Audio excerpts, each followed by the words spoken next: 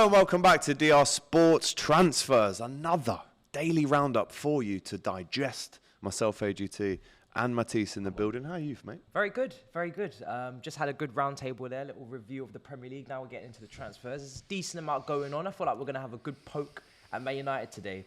Press some buttons. I think that's needed, yes, Matisse, because it's not like they haven't had a bad enough weekend without us double downing, isn't it?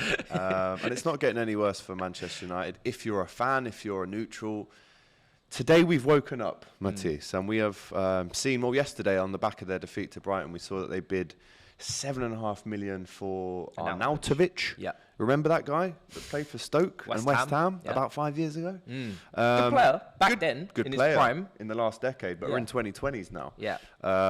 And also we're hearing as well, which again it defies logic really. Adrian Rabiot looks like he is on his way to United. The man who has been spoken about as having an awful attitude in the changing room. Yeah.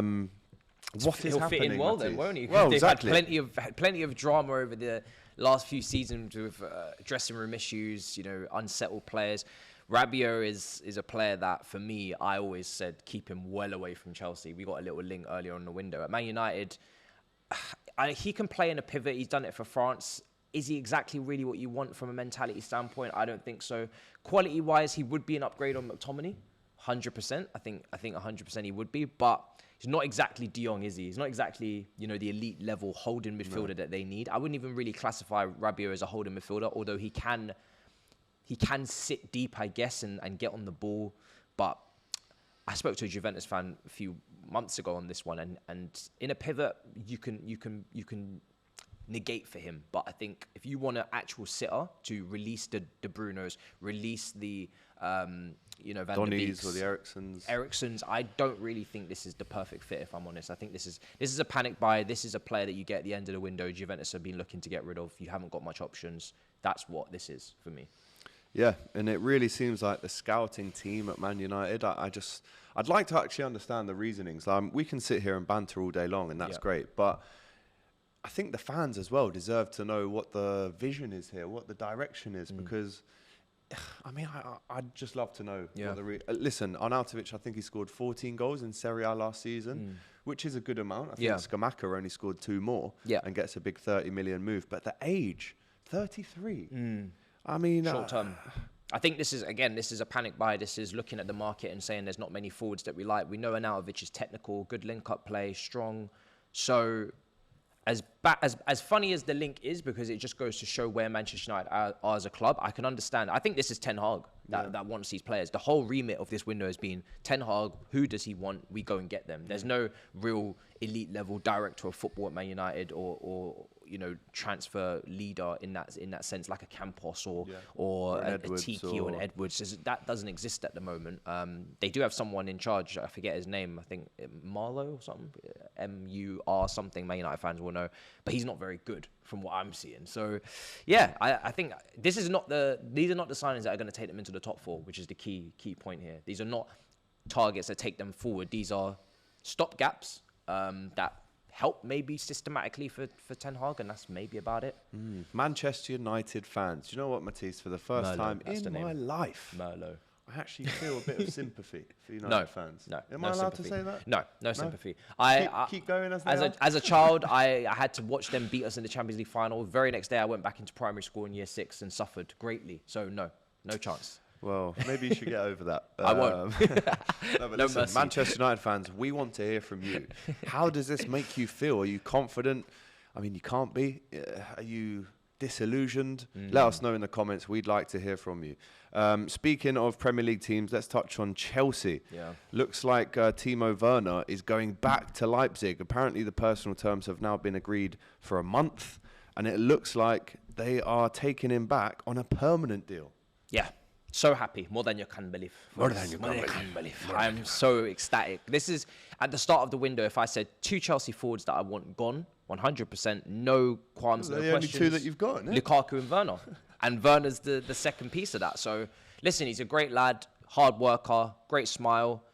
offside trap, great interviews, accountable, hardworking, doesn't like lime-flavored wine gums, though. Yeah, that's not a problem. We can negate for that. What we can't negate for is the technical ability, the lack of finishing, the lack of dribbling ability, the lack of first touch, everything really that footballers need in high-quality games and high-quality teams against low blocks. So he's not suited to what we're trying to do. Maybe he might have flourished more at Liverpool, more...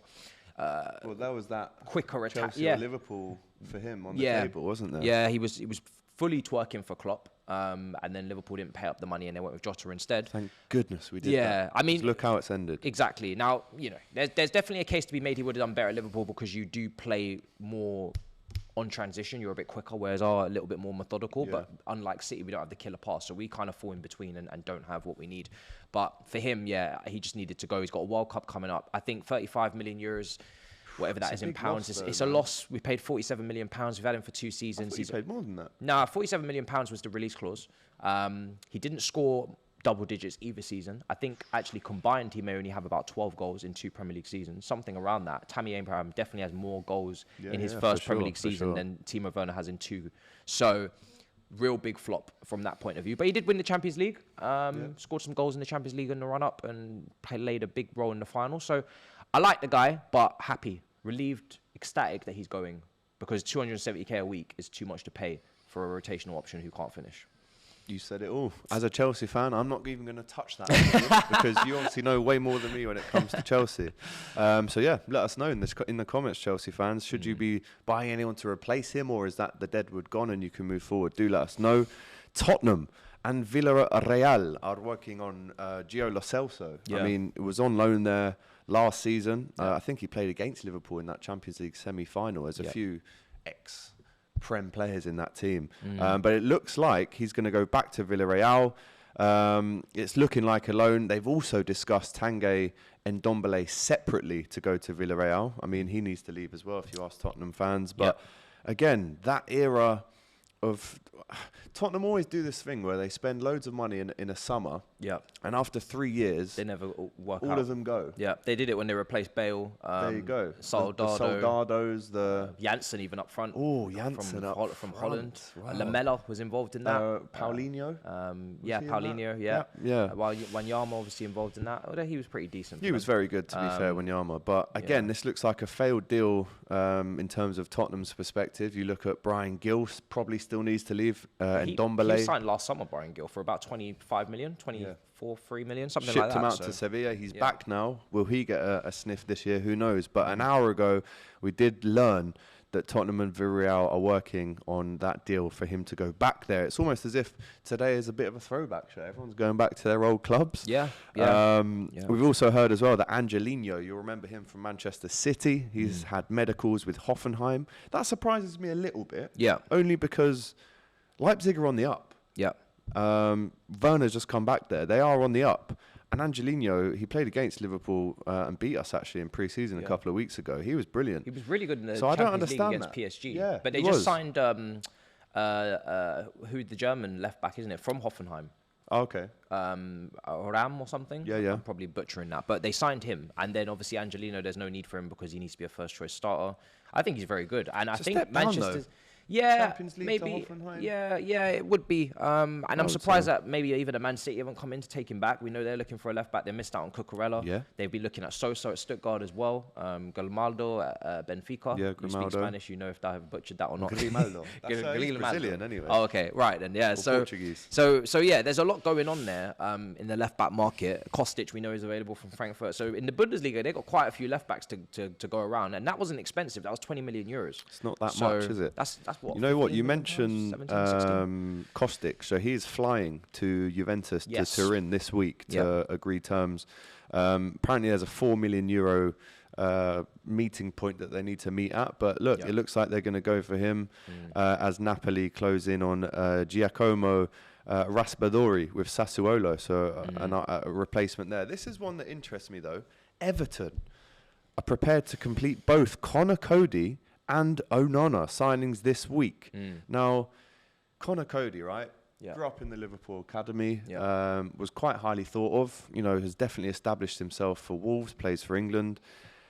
step down. Is that the right move to go to Everton? I mean, you can imagine it would be him and Tarkowski playing at centre-back. Yerry Mina's injured all the time. Holgate's injured all the time. What's his name? The other one that went off injured the other day, not Holgate. Godfrey. Godfrey. Yes, Godfrey. He loves spent a lot of money on Godfrey as well from Norwich. Massively. So they spent a lot of money on Godfrey. They spent a lot of money on Keane. They brought in Tarkowski. They got Mina. Mina's very injury prone. And now they're looking at Cody. I think it's an absolute mess what Everton are doing in the centre-back position. He's not young. He's not young. But then that's the thing with Cody. Everton are a bigger club than Wolves. So you have to then look at Cody and you have to say, is he going to make that leap to the next level? Probably not. So do you just want a new challenge? Maybe you're bored at Wolves. I wouldn't say Wolves are really... Ruins his Liverpool ties, though. Yeah, for sure. But Liverpool are never going to go for him anyway. I don't think... There were links. Were there links? With the centre-backs you've got now. Times, obviously, but now you're onto pastures new. Exactly. But the way that Wolves are going, I feel like they're not going to... Maybe stagnate is a word. I don't really see them getting much better than what they've done in previous years where they were hovering around European places. So 8th to 10th kind of spot. At the best for them. So, I think maybe he just wants a new challenge. But what Everton are doing at centre-backs is ridiculous. It's so confusing to me. Maybe it's just injuries that is putting them in this position, but they've spent a lot of money on centre-backs. Speaking of Wolves, they're preparing medical for Gonçalo Guedes to join the club this week. The fee will be around 30 million euros to 32 with add-ons. Again, another Portuguese player comes in the door at Wolves. Valencia have obviously accepted the bid. Valencia are in a bit of trouble themselves. But again, Guedes, an unproven Portuguese name, joins Wolves again. Yeah. Are they confident that this one will work? Because some have worked. We've got to admit, some have been amazing. You look at Neves and Moutinho, great servants to Wolves, and Neves is still there. Fabio Silva didn't work, that one. From Porto. And there's others that haven't worked as well. He's still young. But if you're a Wolves fan, let us know in the comments. Do you think Guedes is going to be that new Moutinho to come in? Another ex-Premier League name is being mentioned today as well. It looks like Inter Milan have terminated the contract of Alexis Sanchez, and it looks like Marseille are going to get him for the next 2 years at least. Yeah, I think with Alexis Sanchez, obviously Inter Milan needed to cut their wage bill. Vidal had to go as well. They obviously brought in Lukaku. They wanted to bring in Dybala. They couldn't do it in the end. He went to Roma. Yeah. But yeah, Alexis Sanchez, man, he's just seeing out his career. The fact that he's still able to get these good moves is a credit to him. He keeps himself fit. He's always been, keep himself fit. Really good injury record. He's always been quite solid. So just the form. It's been in and out. I mean, he's not a key player for them, but I think at Marseille, when they've brought in Tavares last season, they had Saliba. They've also got Guendouzi. Marseille are a nice team. They're building something nice there. I don't know how he's going to fit in. Whether he's going to just go straight into the 11. I'm not sure Marseille's forwards, but. Depends on his wages. If he's taking a cut, he's going to have to. There's no doubt about it. This guy has to. Yeah. Just coming in now, actually, if you know your European football, you know that Alex Moreno, great season last year at left back for Betis, obviously won a trophy. And it looks like the 29-year-old, he's already written his goodbye letter to the Benfica fans where he says, Hola Beticos y Beticas, which is the male and female for Betis fans. He's already said, my heart is with you. All the love, care and affection that you've given me, thank you so much, etc. Because he goes to Nottingham Forest. The 29-year-old looks like he is heading to Forest. And again, that has to be a money move. That stinks of the move that they've currently just done with Jesse Lingard. And they are throwing money at issues. Now, whether these players can all gel together is a different thing. But it looks like they're not messing around, Matisse. Yeah. I mean, it's their 13th signing of the season, 9 million for the 29-year-old. Is that too much business, though? It is. I think, yeah. Too much, I think it's too much. How can you that all to work so quickly? And there's no time for it not to work. Exactly. So I always Watford used to, Watford are a great example. This Fulham, obviously, last time when they were up. When you make too many signings, and I'm talking upwards of 7 more, that's when I think you're putting your team in jeopardy in terms of now teething problems. They're not all going to work. Now you're guaranteed to have some busts because they're either not going to gel or they're not going to get the game time they need to get into the rhythm. There's too much rotation going on, whatever have you will. Pre-season's over. Yeah, I think when you make any more than 6 key signings, I think you're running a big risk. And even that's a lot, 6. It is a lot. Forest fans, I know you're new to the Premier League, but you must be... well, let us know, actually. I don't want to speak for you. Are you excited? Are you nervous? Are you a bit tempted to think that this season could be a bit of a struggle, do let us know in the comments. But that is your transfer update. We squeezed a lot in there, Matisse. We did. A lot of opinions there. We missed out Hudon-Odoi, who could be going to Dortmund on loan as well. That's recently just been developing over the last few hours. Dortmund might want an option to buy, but I think Chelsea maybe will grant that, actually. He's only running out of contract in 2024. Hudon-Odoi obviously left out of the squad for the game at the weekend, so he is now looking for a move. Leicester have been linked to Southampton as well, so it'll be interesting to see where he goes as keep well. Keep an eye on that one, for sure. But until tomorrow, I guess, we'll be back then with more transfer news. Matisse, it's been a pleasure as always. As always. Make sure you like, comment and subscribe to DR Sports, and also to Matisse's channel, and also to the Cop TV. Yes, I think it's do fair so. to 100%. say that. Get that done. So yeah, we'll see you tomorrow. Take care.